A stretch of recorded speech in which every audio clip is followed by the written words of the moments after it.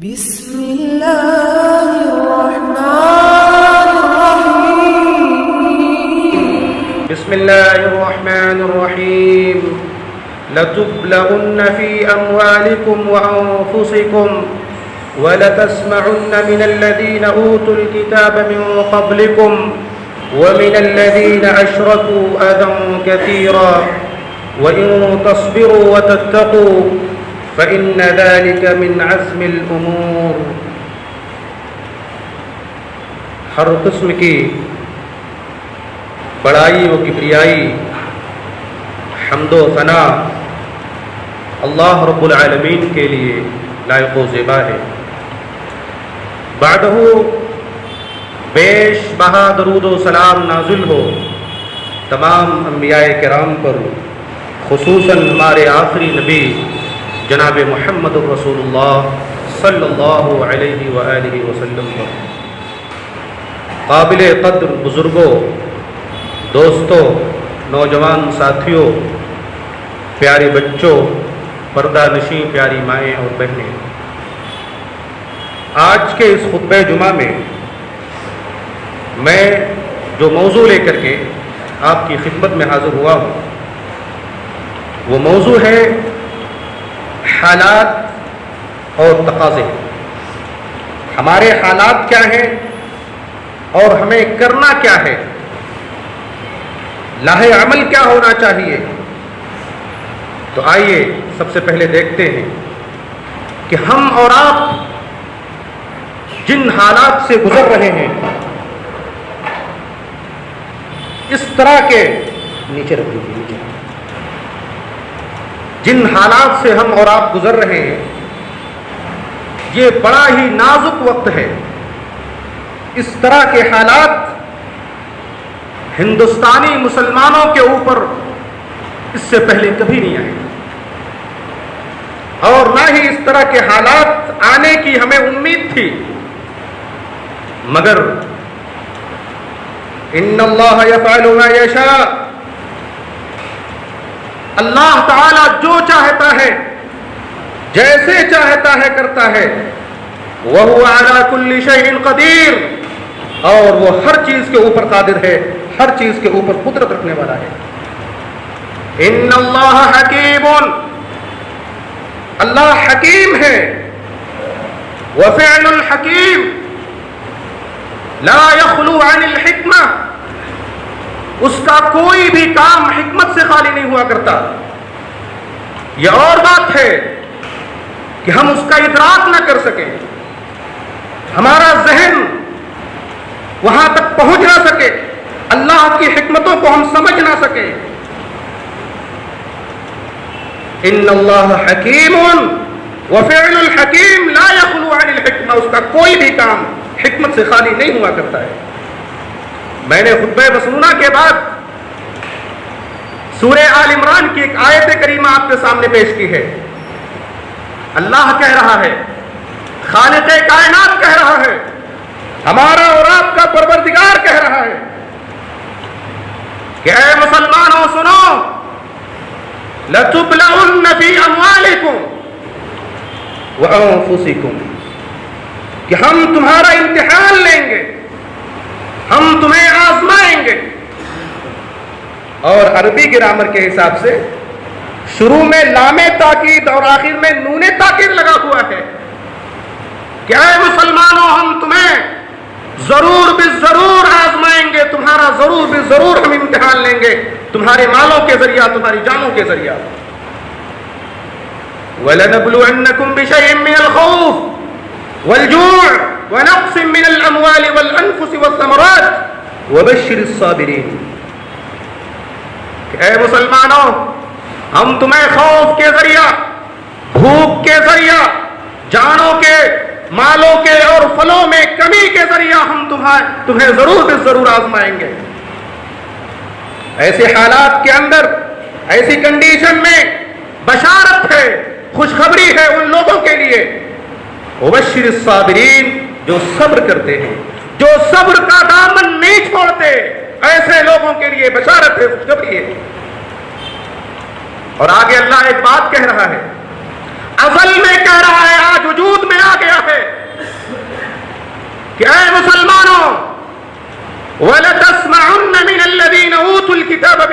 قبلکم، کہ اے اللہ والو سنو، تم لوگ ضرور بالضرور سنو گے. کس سے سنو گے؟ من الذین اوتوا الکتاب من قبلکم، اہل کتاب سے سنو گے، یہود و نصارہ سے سنو گے. اور کس سے سنو گے؟ وَمِنَ الَّذِينَ أَشْرَكُوا، اور جو اللہ کے ساتھ غیر کو شریک ٹھہراتے ہیں، جو نان مسلم ہیں، ان سے سنو گے. کیا سنو گے؟ اذن کثیرا، بہت زیادہ تکلیف دہ باتیں سنو گے. یہ اللہ کہہ رہا ہے. 1450 سال پہلے اللہ فرما رہا ہے کہ اے مسلمانوں تم لوگ سنو گے اہل کتاب سے، یہود و نصارہ سے، نان مسلم سے جو اللہ کے ساتھ شرک کرتے ہیں، اللہ کے ساتھ کسی غیر کو شریک ٹھہراتے ہیں، ان سے سنو گے بہت زیادہ تکلیف دہ باتیں. نہیں سن رہے ہیں آپ؟ سن رہے ہیں کہ نہیں سن رہے ہیں؟ کھل کے کہہ دوں، ابھی 1-1.5 ہفتہ پہلے دلی کے ایک کاریکرم کے اندر، ایک پروگرام کے اندر، ایک سانسد پولیس کی موجودگی کے اندر، پولیس موجود ہے، اس کی موجودگی میں کھلے عام مسلمانوں سے سوشل بائیکاٹ کی بات کر رہا ہے. مسلمانوں کا بہشکار کر دو، مسلمانوں سے لین دین بالکل ختم کر دو، اور بہت ساری باتیں اس نے کھلے منچ پر پولیس کی موجودگی میں کی. رکن پارلیمنٹ ہر نئے دن، ہر آئے دن اس طرح کی تکلیف دہ باتیں مسلمانوں کے تعلق سے ہو رہی ہیں. اب ایسے حالات کے اندر اللہ فرما رہا ہے کہ اے مسلمانوں، تمہیں جذبات میں نہیں آنا ہے، تمہیں آپے سے باہر نہیں ہونا ہے، تمہیں آؤٹ آف کنٹرول نہیں ہونا ہے، تمہیں جوش میں ہوش نہیں کھونا ہے. وَإِن تَصْبِرُوا وَتَتَّقُوا فَإِنَّ ذَلِكَ مِنْ عَزْمِ الْأُمُورِ. اے مسلمانوں، اگر ایسی کنڈیشن کے اندر، ایسے حالات میں اگر تم نے صبر سے کام لیا، صبر کا دامن پکڑے رکھا، وَتَتَّقُوا، اور اللہ کا تقوی اختیار کیا، اللہ سے ڈرتے رہے، فَإِنَّ ذَلِكَ مِنْ عَزْمِ الْأُمُورِ، تو یہ تو بڑے دل گردے کا کام ہے، یہ بہت بڑی بات ہے اگر تم ایسا کرو گے. یہ اللہ کہہ رہا ہے. اور سورہ منافقون اٹھا کر کے دیکھو اللہ نے کیا کہا ہے. یقولون لئن رجعنا الى المدینة لیخرجن الاعز منها الاذل. یہ لوگ کہہ رہے ہیں، کیا کہہ رہے ہیں؟ جب ہم مدینہ واپس جائیں گے تو ہم میں سے جو عزت دار لوگ ہیں وہ ان ذلیلوں کو نکال کر کے باہر کر دیں گے. آج باتیں ہو رہی ہیں گھر واپسی کی نہیں ہو رہی ہیں. مسلمانوں کو گھر واپسی کی دعوت دی جا رہی ہے، ٹانگیں توڑنے کی بات کہی جا رہی ہے کہ اگر گھر واپسی نہیں کرو گے تو مار کے ٹانگ توڑ دیں گے. یہ میرا فرمان نہیں ہے، اللہ کہہ رہا ہے. اللہ سے سچی بات اور کس کی ہو سکتی ہے؟ وَمَنْ أَصْدَقُ مِنَ اللَّهِ قِيلًا. اللہ سے زیادہ سچی بات کرنے والا کون ہو سکتا ہے؟ اللہ کہہ رہا ہے کہ یہ بدبخت لوگ، یہ فسادی، یہ فتنہ پرور، یہ فتین لوگ، یہ منافق لوگ کہہ رہے ہیں. اور یہ منافق، یہ فتین لوگ ہر زمانے میں موجود ہوتے ہیں، ہر سماج کے اندر موجود ہوتے ہیں.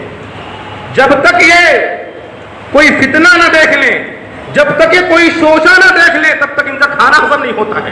یہ ہر سماج کے اندر، ہر زمانے میں موجود رہتے ہیں ایسے لوگ. ان کو اپنے اعمال سے مطلب نہیں ہوتا، ان کو بس دوسرے کی آنکھوں میں کیا چل رہا ہے، دوسرا کیا کر رہا ہے، دوسرے کے چکر میں پڑے رہتے ہیں. اللہ کہہ رہا ہے یہ بدبخت لوگ ہیں، یہ منافق لوگ ہیں، یہ فسادی لوگ ہیں. یہ کہہ رہے ہیں کہ ہم مسلمانوں کو، رسول اللہ صلی اللہ علیہ وسلم اور صحابہ کرام کو مدینہ سے نکال کر کے باہر کر دیں گے. ہم عزت دار لوگ ہیں، اپنے آپ کو عزت دار سمجھ رہے ہیں. اور منافق دنیا کا سب سے بڑا بیوقوف شخص ہوتا ہے. اللہ کہہ رہا ہے کہ عزت کس کے لیے ہے؟ وَلِلَّهِ عِزَّةُ وَلِرَسُولِهِ وَلِلْمُؤْمِنِينَ، کہ عزت اللہ کے لیے ہے، عزت اس کے رسول کے لیے ہے، عزت مومنین کے لیے ہے. اے مسلمان بتا تیری عزت کہاں گئی ہے؟ تیری عزت کو کیا ہو گیا ہے؟ کہاں بھول لگ گیا ہے؟ کیا وجہ ہے؟ کیا کارن ہے؟ اللہ تو یہ کہہ رہا ہے وَأَنْتُمُ الْأَعْلَوْنَ إِن كُنتُم مُؤْمِنِينَ. کہاں گئی تمہاری سربلندی؟ کہاں کھو گئی تمہاری رفعت و عزت؟ ضرور کوئی کارن ہے، ضرور کوئی وجہ ہے، ضرور کوئی سبب ہے. اور وہ سبب کیا ہے مسلمانوں؟ بولو، وہ سبب و کارن کیا ہے؟ وہ سبب اور وہ وجہ یہ ہے کہ آج کا یہ مسلمان ایمان سے خالی ہے، عمل صالح سے خالی ہے. یہ سبب ہے آج ہماری ذلت و پستی کا. اور اسی وجہ سے آج جو ہمارا وجود ہے وہ کتاب کے اندر نہیں، حاشیے کے اندر بھی نہیں، بلکہ کتاب سے بالکل باہر ہو چکے ہیں ہم لوگ. یہ ویلو، یہ حیثیت ہے ہماری. رسول اللہ کہہ رہے ہیں کہ مسلمانوں ایک ہو جاؤ، اللہ کی کتاب کو پکڑ لو، رسول اللہ کے فرمان کو تھام لو، دنیا تمہارے قدموں کے نیچے آ جائے گی. آج کا مسلمان ایمان سے خالی ہے. اگر ہم خالی نہ ہوتے مادی اعتبار سے، اگر ہم خالی نہ ہوتے اپنے تیاری کے اعتبار سے، اگر ہم خالی نہ ہوتے اپنے ایمان کے اعتبار سے، اگر ہم خالی نہ ہوتے اپنے جذبہ عمل کے اعتبار سے، اگر ہم خالی نہ ہوتے اپنے دفاع کے اعتبار سے، تو قسم ہے وحدہ لا شریک کی، دنیا کا کوئی مائی کا لال آنکھ میں آنکھ ڈال کر کے دیکھنے کی ہمت نہیں کر سکتا. آج ہم خالی ہیں ایمان کے اعتبار سے، آج ہم خالی ہیں عمل کے اعتبار سے. اس وجہ سے پوری دنیا کی آنکھوں میں ہم کھٹک رہے ہیں، پوری دنیا ہمیں ذلیل کر رہی ہے. اور بیچارہ مسلمان آج کا مگر مچھ کے آنسو روتا ہے، اپنی ناکامیوں کو چھپانے کی کوشش کرتا ہے. ارے بھیا ہم کیا کریں؟ ہماری تعداد تو بہت کم ہے، ہم تھوڑے سے لوگ ہیں، کریں بھی تو کیا کریں؟ کچھ کر بھی تو نہیں سکتے. غلط، 100% غلط. کب تھے تم اکثریت میں؟ ہماری تعداد کب زیادہ تھی؟ بدر میں تھے ہم اکثریت میں، احد کے اندر تھے اکثریت میں، خندق کے موقع سے تھے اکثریت میں، فتح مکہ کے موقع سے تھے اکثریت میں. کب تھے اکثریت میں؟ رسول اللہ صلی اللہ علیہ وسلم نے ارشاد فرمایا بدأ الاسلام غریبا وسيعود كما بدأ. اسلام کی ابتدا غربت سے ہوئی ہے. اسلام کے ماننے والے لوگ تھوڑے سے تھے. وسيعود كما بدأ، اور پھر ایک زمانہ ایسا آئے گا کہ پھر اسلام کے ماننے والے لوگ تھوڑے رہ جائیں گے. تم ابتدا میں بھی تھوڑے اور انتہا میں بھی تھوڑے. کہاں ہے تمہاری اکثریت؟ اس لیے یہ رونا کہ ہم اقلیت میں ہیں، ہماری تعداد کم ہے، ہم کریں بھی تو غلط. اپنی ناکامیوں کو چھپانے کا اچھا بہانہ ہے. اس لیے مسلمانوں سنو، اگر مسلمانوں کی کوئی طاقت ہے، مسلمانوں کی کوئی قوت ہے تو صرف ایمان کی ہے، عمل صالح کی ہے. تم تعداد میں کتنا بھی زیادہ ہو جاؤ، اگر ایمان نہیں ہے تو کچھ بھی نہیں کر سکتے. ایمان نہیں ہے تو لشکر نہیں دیکھے جاتے. اللہ غیر سے مدد کرتا ہے، فرشتوں کا نزول کرتا ہے، فرشتوں کے ذریعہ جو ہے مدد کرتا ہے. اور آج ہماری تعداد تو الحمدللہ ہندوستان کے اندر دوسرے نمبر کی سب سے بڑی تعداد ہماری ہے. دوسرے نمبر پر ہم ہیں، مگر ہماری حالت کیا ہے؟ ہماری حیثیت کیا ہے؟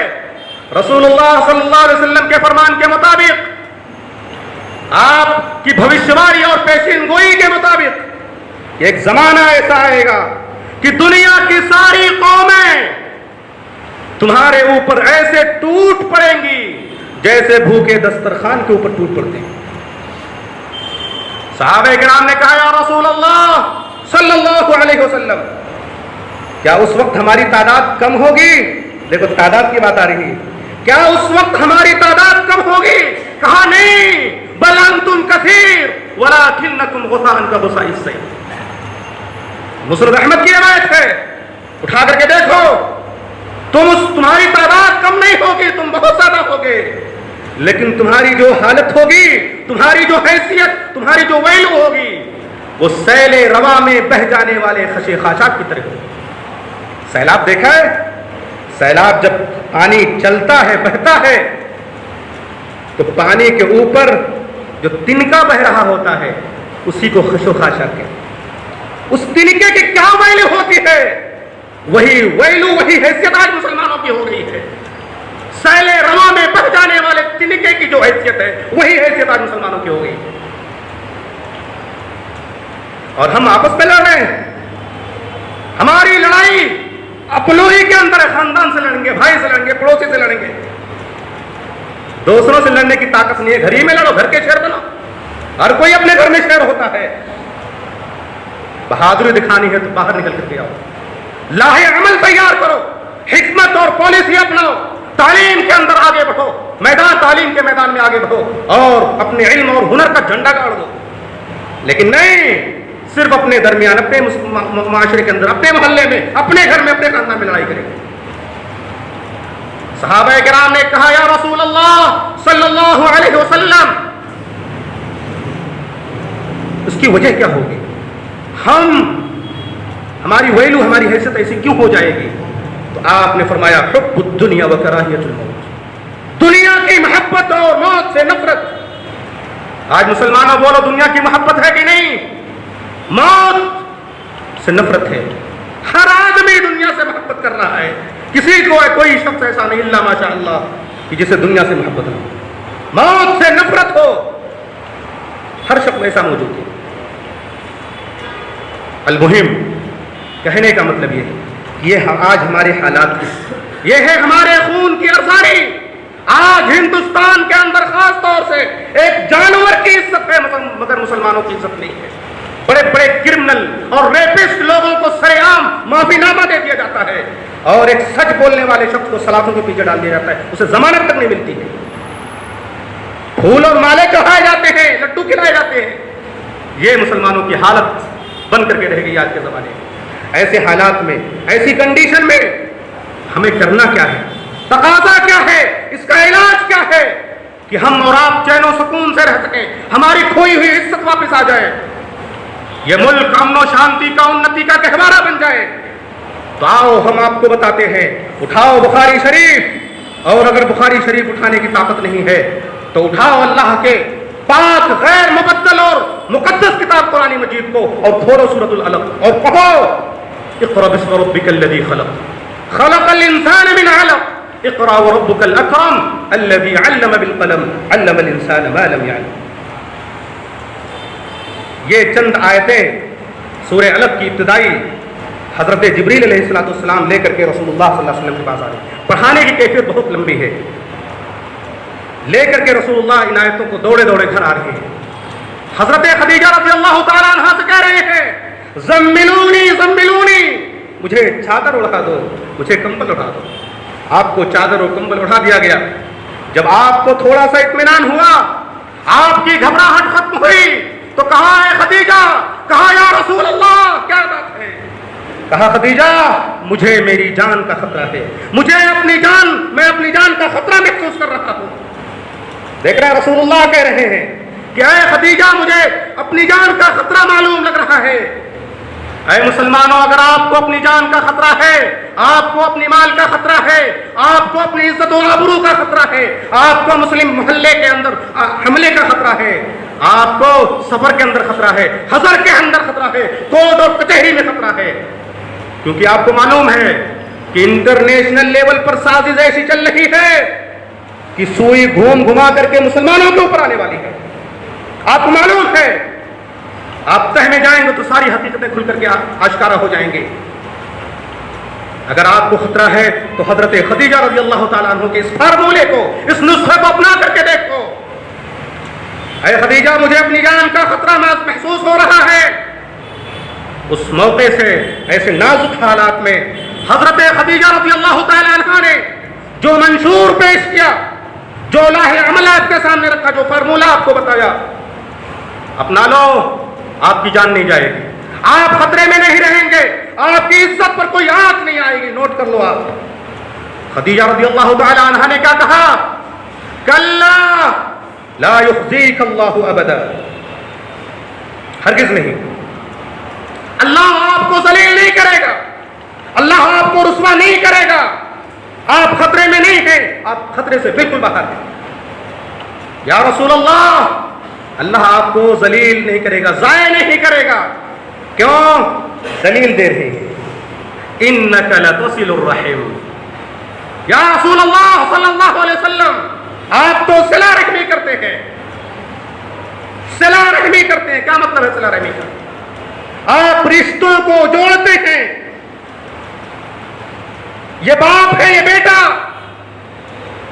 کئی مہینوں سے بات چیت بند ہے، بھائی بھائی سے بات چیت نہیں ہو رہی ہے، پڑوسی سے بات نہیں کر رہا. یہ حالات ہیں مسلمانوں کے. انک لتصل الرحم، آپ صلہ رحمی کرتے ہیں. واتقوا اللہ الذی تساءلون بہ والارحام، ڈرو اس اللہ سے. اور سنو مسلمانوں، جو اللہ سے ڈرتا ہے وہ کسی سے نہیں ڈرتا، اور جو اللہ سے نہیں ڈرتا ہے وہ ہر کسی سے ڈرتا ہے. قسم ہے وحدہ لا شریک کی. یا رسول اللہ آپ رشتوں کو جوڑتے ہیں، آپ بھی اٹھیے اور رشتوں کو جوڑیے. بہن سے رشتہ، بھائی سے رشتہ، ماں سے رشتہ، باپ سے رشتہ، بہنوئی سے رشتہ، سالے سے رشتہ، داماد سے رشتہ، تمام رشتہ داروں سے رشتہ جوڑ دو. نفرت، بغض اور حسد کی تمام دیواروں کو توڑ دو. یا رسول اللہ صلی اللہ علیہ وسلم آپ تو صلہ رحمی کرتے ہیں، رشتوں کو جوڑتے ہیں. اور آج ہمارے زمانے میں، ہمارے سماج میں رشتوں کو جوڑنے کا ایک غلط مفہوم سمجھا جاتا ہے. وہ مفہوم کیا ہے؟ اگر فلاں رشتہ دار ہم کو پوچھیں گے تو ہم ان کو پوچھیں گے، اگر فلاں رشتہ دار ہم کو دعوت دیں گے تو ہم ان کو دعوت دیں گے، اگر فلاں رشتہ دار ہمارے ساتھ حسن سلوک کریں گے تو ہم ان کے ساتھ حسن سلوک کریں گے، اگر وہ ہماری خیریت معلوم کریں گے، ہمارے پاس آئیں گے تو ہم ان کے پاس جائیں گے. غلط مفہوم ہے، یہ مفہوم درست نہیں ہے. یہ تو بالکل بدلا ہے کہ اگر وہ ایسا کریں گے تو آپ ایسا کرو گے، اگر وہ آپ کو دعوت دیں گے تو آپ ان کو دعوت دو گے، اگر وہ آپ کے پاس آئیں گے ملنے کے لیے تو آپ ان کے پاس جاؤ گے ملنے کے لیے. یہ تو بدلا ہے. درست مفہوم یہ ہے کہ اگر رشتہ دار آپ کے ساتھ قطع رحمی کرے تو آپ اس کے ساتھ صلہ رحمی کرو. اگر رشتہ دار آپ کے ساتھ بدسلوکی کرے تو آپ اس کے ساتھ حسن سلوک کرو. اگر رشتہ دار آپ کو برا بھلا کہے تب بھی اس سے خندہ پیشانی کے ساتھ ملو. یہ درست مفہوم ہے. اور یہ بات میں اپنی طرف سے نہیں کہہ رہا. اٹھاؤ بخاری شریف، حضرت عبداللہ بن عمرو بن عاص رضی اللہ تعالیٰ عنہ کہتے ہیں کہ رسول اللہ صلی اللہ علیہ وسلم نے ارشاد فرمایا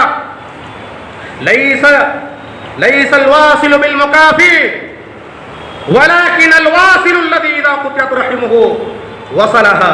بخاری شریف کی روایت ہے کہ صلہ رحمی کرنے والا وہ شخص نہیں ہے جو بدلے میں صلہ رحمی کرے، کہ رسول اللہ فرما رہے ہیں، بلکہ حقیقی صلہ رحمی کرنے والا وہ شخص ہے کہ جب اس سے رشتہ قطع کیا جائے، قطع رحمی کیا جائے تو اس کے ساتھ وہ صلہ رحمی کرے. یہ ہے اصلی مفہوم صلہ رحمی کا.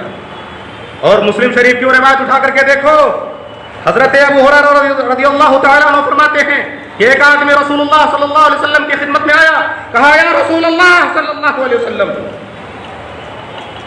میرے کچھ رشتہ دار ایسے ہیں کہ میں ان سے صلہ رحمی کرتا ہوں تو مجھ سے قطع رحمی کرتے ہیں، میں ان کے ساتھ اچھا سلوک کرتا ہوں، میرے ساتھ برا سلوک کرتے ہیں.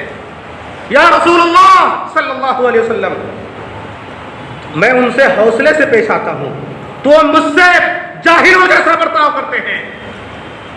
تو رسول اللہ صلی اللہ علیہ وسلم نے ارشاد فرمایا لئن كنت كما قلت فكأنما تصفهم المل. اگر تو ایسا ہی ہے جیسے تو کہہ رہا ہے، اگر تو ایسا ہی ہے جیسے کہہ رہا ہے کہ میں اپنے رشتہ داروں کے ساتھ اچھا سلوک کرتا ہوں، وہ میرے ساتھ بدسلوکی کرتے ہیں، اگر تو ایسا ہی ہے تو گویا تو ان کے منہ میں گرم آگ رکھ رہا ہے، گرم آگ رکھ رہا ہے. اندازہ کیجئے. اور آگے آپ نے فرمایا کہ اگر تو ایسا ہی کرتا رہے گا تو تیرے پاس اللہ کی طرف سے ایک پشت پناہی کرنے والا موجود رہے گا، ہمیشہ موجود رہے گا. وہ تیرا کچھ بھی نقصان نہیں کر پائے گا، تیرا کچھ بھی بگاڑ نہیں پائے گا. رسول اللہ فرما رہے ہیں یہ ہے صلہ رحمی. اور آج ہماری صلہ رحمی صرف رسمی بن گئی ہے. اگر حضرت ہم کو سلام کریں گے تو ہم ان کو سلام ٹھوکیں گے، اگر وہ سلام نہیں کرتے تکبر والے ہو گئے، پیسہ آ گیا، تکبر آ گیا، سلام تک نہیں کرتے. ہم بھی سلام نہیں، ہم کم ہیں کسی سے. یہ آج مسلمانوں کی سوچ بن گئی. یہ صلہ رحمی نہیں ہے. اور سنو، جو قطع رحمی کرتا ہے، رسول اللہ صلی اللہ علیہ وسلم نے بخاری اور مسلم کی روایت ہے لا يدخل الجنت قاطع، رشتوں کو توڑنے والا جنت میں نہیں جا سکتا۔ رسول اللہ نے فرمایا کہ یہ رحم یہ رحمان سے مشتق ہے، رحمان یہ عرش اور یہ رحم یہ عرش سے لٹکا ہوا ہے۔ آپ نے فرمایا کہ یہ رحم کہتا ہے اللہ سے کہ جو تجھ کو جوڑے اس کو اے اللہ تو اس کو جوڑ دے، اور جو اس کو کاٹے اللہ تو اس کو کاٹ دے۔ یہ رحم یہ رشتہ کہہ رہا ہے۔ اللہ اکبر۔ اور رسول اللہ صلی اللہ علیہ وسلم کی مسند احمد کی روایت، آپ نے فرمایا ان اعمال بنی آدم تعرض کل یوم، کہ بنی آدم کے اعمال، تمام بندوں کے اعمال ہر جمعرات کو، جمعہ کی شب اللہ کے حضور پیش ہوتے ہیں، تمام بندوں کے اعمال، تو سارے لوگوں کے اعمال قبول کر لیے جاتے ہیں سوائے رشتوں کے توڑنے والے، اس کا عمل قبول نہیں کیا جاتا، ریجیکٹ کر دیا جاتا ہے اس کا عمل۔ کرو نماز، پڑھو نماز، خوب کرو نیکیاں، ساری ریجیکٹڈ ہو جاتی ہیں۔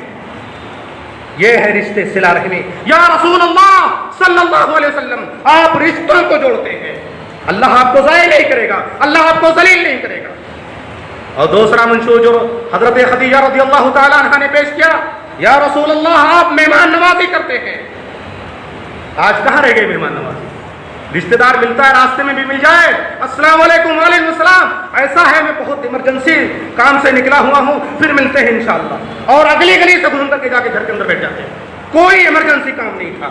یہ ہے مہمان نوازی۔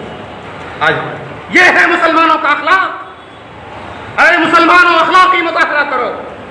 وہ لوگ جو آپ کے دشمن ہیں آپ کے بہی خواہ ہوں گے، آپ کے ہم راہ ہوں گے، لیکن مسلمان آج اخلاق سے بالکل پیدل ہو چکے ہیں۔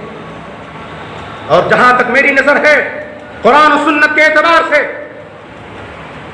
مہمان نوازی کے اندر مسلمان اور نان مسلم کی کوئی قید نہیں ہے۔ رسول اللہ صلی اللہ علیہ وسلم کے مہمان مسلمان بھی بنے ہیں، مسلم بھی بنے اور نان مسلم بھی بنے ہیں۔ آؤ اخلاقی مظاہرہ کر کے دیکھو۔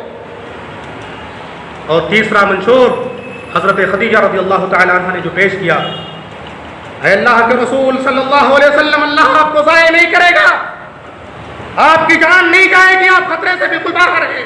کیوں؟ وَتَصْدُقُ الْحَدِيثَ، آپ سچ بولتے ہیں۔ ٹٹولو اپنے گریبانوں کو۔ آج مسلمان کتنا سچ بولتا ہے، کتنا جھوٹ بولتا ہے، جھانکو اپنے گریبانوں کے اندر۔ آج لوگ بولتے ہیں کہ اگر جھوٹ نہ بولے تو کام نہیں بنتا ہے۔ آج سچ بولنا بالکل ایسے ہی ہوگا جیسے آگ کے اندر ہاتھ ڈال۔ جھوٹ نہ بولے تو کام کیسے بنے، جھوٹ نہ بولے تو دکان کیسے چلے، جھوٹ نہ بولے تو کاروبار کیسے چلے، جھوٹ نہ بولے تو عزت کیسے ملے، جھوٹ نہ بولے تو چھٹکارا کیسے پائیں۔ باپ بیٹے سے جھوٹ بول رہا ہے، بیٹا باپ سے جھوٹ بول رہا ہے، بھائی بھائی سے جھوٹ بول رہا ہے، اور جھوٹ کا ایک بل بازار گرم ہو گیا ہے۔ ہر جگہ کو، یہاں تک کہ اسکولوں کے اندر جھوٹ، مدرسوں کے اندر جھوٹ، مسجد تک کے اندر جھوٹ۔ جب کفر کعبہ ہی سے آئے گا تو پھر مسلمانی کہاں رہ جائے گی؟ اللہ نے فرمایا یا ایھا الذین آمنوا اتقوا اللہ وکونوا مع الصادقین، یا ایھا الذین آمنوا اتقوا اللہ وقولوا قولا سدیدا۔ اے مسلمانوں، سچ بولو، جب بات کرو تو درست اور صحیح بات کرو۔ آج مسلمان بات پہ جھوٹ بولتا ہے، اور یہ حضرت علامہ فہمہ موبائل صاحب یہ جھوٹ کے فروغ میں اور جھوٹ کو پروموٹ کرنے میں یہ ایک اہم رول ادا کرتا ہے۔ یا رسول اللہ صلی اللہ علیہ وسلم، اللہ آپ کو ضائع نہیں کرے گا۔ کیوں؟ کیونکہ آپ سچ بولتے ہیں۔ یہ کس کا منشور ہے؟ یہ کس کا فارمولہ، کس کا نسخہ ہے؟ یہ اس ذات اقدس کا فارمولہ، نسخہ ہے جس کے بارے میں رسول اللہ صلی اللہ علیہ وسلم نے دنیا کے اندر فرمایا کہ اے خدیجہ، اللہ نے تیرے لیے جنت میں کھوکھلے موتیوں کا گھر بنا کر کے رکھا ہے۔ اے خدیجہ رضی اللہ تعالیٰ عنہ، جبریل آئے ہوئے ہیں اللہ کا سلام لے کر کے، اللہ نے تجھے اپنا سلام بھیجا ہے۔ یہ اس خاتون، اس نیک زوجہ کا منشور اور فارمولہ ہے۔ اے خدیجہ، یہ حضرت جبریل ہیں، اللہ کا سلام لے کر کے آئے ہیں، اور حضرت جبریل خود بھی اپنا سلام تم کو پہنچا رہے ہیں۔ آج مسلمانوں، شیطان بھی سلام کرنے کے لیے تیار ہے۔ یہ حالت ہے مسلمانوں کی. یا رسول اللہ صلی اللہ علیہ وسلم، اللہ آپ کو ضائع نہیں کرے گا، اللہ آپ کو برباد نہیں کرے گا، کیونکہ آپ صلہ رحمی کرتے ہیں، آپ مہمان نوازی کرتے ہیں، آپ سچ بولتے ہیں. یا رسول اللہ، چوتھا فارمولہ، چوتھا نسخہ، آپ امانت کی ادائیگی کرتے ہیں. آج کہاں ہے امانت کی ادائیگی؟ امانت کی ادائیگی صرف روپیہ پیسہ نہیں ہوتا ہے، عزتوں کی پامالی بھی امانت میں خیانت ہے. کوئی چیز راز کے اندر ہے، اس راز کو فاش کرنا یہ بھی امانت ہے. بہت ساری چیزیں، وقت نہیں ہے. یا رسول اللہ، آپ امانت کی ادائیگی کرتے ہیں. ہجرت کے موقع سے رسول اللہ نے اپنے بستر پر کس کو لٹایا تھا؟ حضرت علی بن ابی طالب رضی اللہ تعالیٰ عنہ. کل سارے لوگوں کی، مکہ کے لوگوں کی امانتیں واپس کر دینا. جس طرح آپ کا لقب ساجد تھا، اسی طرح آپ کا لقب امین بھی تھا. آپ امانت کی ادائیگی کرتے ہیں. یا رسول اللہ، آپ درمادہ کا بوجھ اٹھاتے ہیں. تھکے ہوئے، پریشان، گرے پڑے لوگوں کا بوجھ اٹھاتے ہیں. اور تھکے ہوئے کا بوجھ، ایک تو آدمی بوڑھا ہے، آپ ہٹے کٹے ہیں، نوجوان ہیں، اس کا بوڑھے شخص کا بوجھ آپ نے اپنے سر اٹھا لیا. ایک معنی تو یہ ہے، اور دوسرا معنی یہ ہے کہ آپ کسی غریب آدمی، کوئی غریب آدمی ہے، محنت کر رہا ہے، مزدوری کر رہا ہے، مگر اس کی ضرورتیں پوری نہیں ہو رہی ہے، آپ اس کی ضرورتوں کا بوجھ اپنے سر اٹھا لیجئے. یہ تھکے ہارے گرے پڑے پریشان حال لوگوں کی مدد کرنا ہے، اس کا بوجھ اٹھانا ہے. یا رسول اللہ صلی اللہ علیہ وسلم، آپ تھکے ہوئے کا بوجھ اٹھاتے ہیں. یا رسول اللہ، آپ تہی دست لوگوں کی مدد کرتے ہیں. چھٹواں منشور، چھٹواں فارمولہ، جس کے ہاتھ خالی ہیں، جس کے پاس کچھ نہیں ہے، آپ ایسے لوگوں کی مدد کرتے ہیں. یہ 6 منشور حضرت خدیجہ رضی اللہ تعالیٰ عنہ نے رسول اللہ صلی اللہ علیہ وسلم کو پیش کیا. یا رسول اللہ، اللہ آپ کو ضائع نہیں کرے گا، اللہ آپ کو برباد نہیں کرے گا، آپ کی جان نہیں جائے گی، آپ خطرے سے بالکل باہر ہیں.